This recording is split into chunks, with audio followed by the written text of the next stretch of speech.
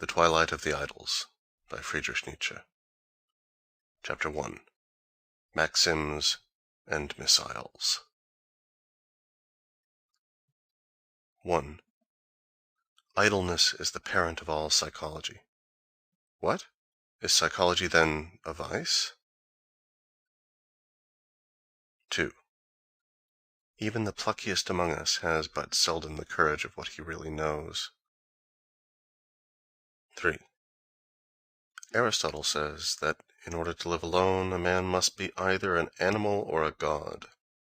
The third alternative is lacking. A man must be both, a philosopher. 4. All truth is simple. Is not this a double lie? 5. Once for all, I wish to be blind to many things. Wisdom sets bounds even to knowledge.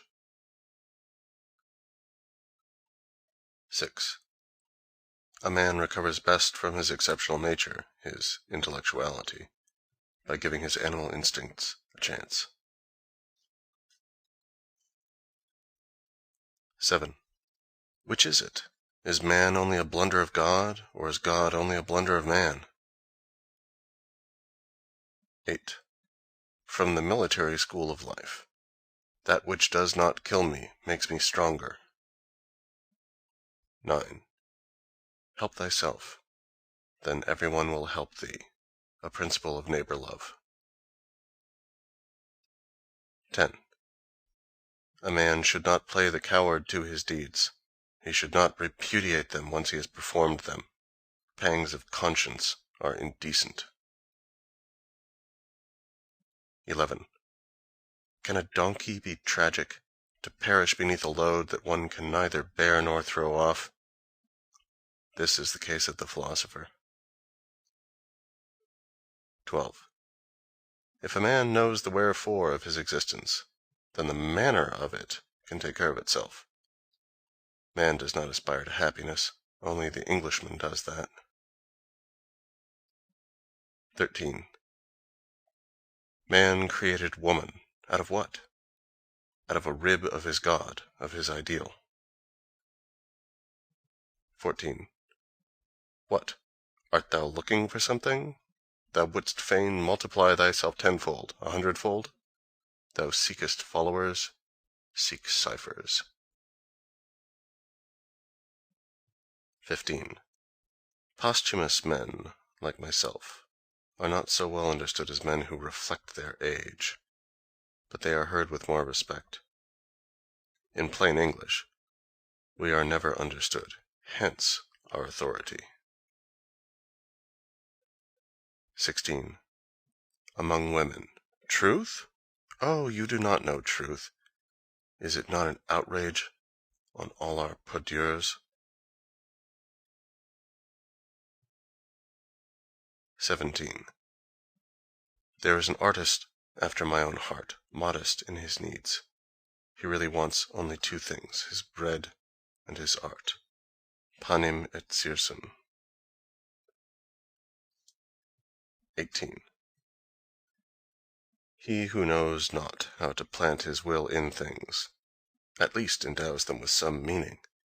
That is to say, he believes that a will is already present in them, a principle of faith. 19. What? Ye chose virtue and the heaving breast, and at the same time ye squint covetously at the advantages of the unscrupulous? But with virtue ye renounce all advantages. Paren. To be nailed to an anti-Semite's door. End paren. 20.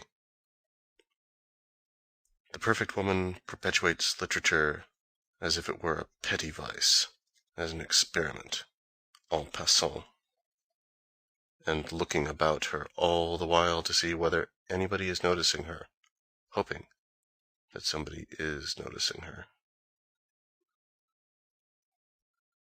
21. One should adopt only those situations in which one is in no need of sham virtues, but rather like the tightrope dancer on his tightrope, in which one must either fall or stand or escape. 22. Quote, "Evil men have no songs." Unquote. How is it that the Russians have songs? 23. German intellect. For 18 years, this has been a contradictio in adjecto. 24. By seeing the beginning of things, a man becomes a crab. The historian looks backwards. In the end, he also believes backwards. 25. Contentment preserves one even from catching cold. Has a woman who knew that she was well-dressed ever caught cold?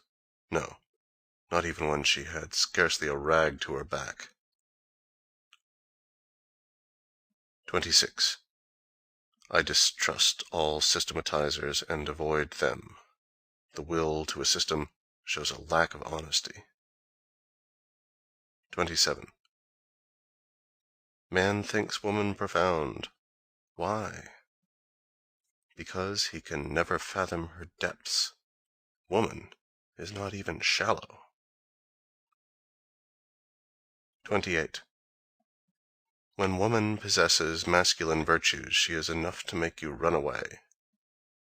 When she possesses no masculine virtues, she herself runs away.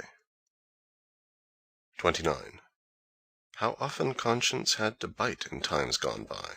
What good teeth it must have had! And today, what is amiss? A dentist's question. 30. Errors of haste are seldom committed singly. The first time, a man always does too much, and precisely on that account he commits a second error, and then he does too little. 31. The trodden worm curls up. This testifies to its caution. It thus reduces its chances of being trodden on again. In the language of morality, humility. 32. There is such a thing as a hatred of lies and dissimulation, which is the outcome of a delicate sense of humor. There is also the selfsame hatred, but as the result of cowardice, insofar as falsehood is forbidden by divine law, too cowardly to lie. 33. What trifles constitute happiness? The sound of a bagpipe. Without music, life would be a mistake. The German imagines even God as a songster. 34. On ne peut penser et écrire qu'aussi. Flaubert. Here I've got you, you nihilist. A sedentary life is the real sin against the Holy Spirit. Only those thoughts that come by walking have any value. 35. There are times when we psychologists are like horses and grow fretful. We see our own shadow rise and fall before us. The psychologist must look away from himself if he wishes to see anything at all. 36. Do we immoralists injure virtue in any way? Just as little as the anarchists injure royalty. Only since they have been shot at do princes sit firmly on their thrones once more. Morality must be shot at. 37. Thou runnest ahead. Dost thou do so as a shepherd or as an exception? A third alternative would be the fugitive. First question of conscience. 38. Art thou genuine, or art thou only an actor? Art thou a representative, or the thing represented itself? Finally, art thou perhaps simply a copy of an actor? Second question of conscience. 39. The disappointed man speaks. I sought for great men, but all I found were the apes of their ideal. 40.